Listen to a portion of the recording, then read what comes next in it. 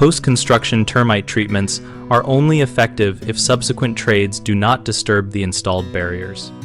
When coordinating trades after termite treatment, create a detailed map that marks treated zones and the location of physical barriers, and distribute it to every trade on site before work begins. Use clear, weatherproof signage on-site stakes and photos placed in the on-site project binder so field crews can verify barrier locations without guessing. Incorporate termite protection clauses into prime and subcontracts that require notification prior to any trenching, grading, landscaping, or penetrations that might compromise a barrier, and specify repair responsibilities and timelines. Train subcontractors during a brief toolbox talk that demonstrates how to recognize barrier materials and common ways they can be damaged, so crews avoid those actions automatically.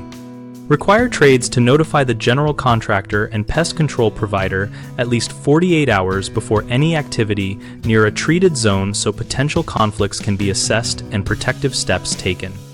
When repairs are needed, have the pest control provider perform or approve restoration work immediately and document the repair with date-stamped photos to maintain warranty and treatment integrity. Common mistakes include assuming trades will see or respect protective markers, which leads to inadvertent damage, so make visibility redundant with maps, stakes, and a job site briefing.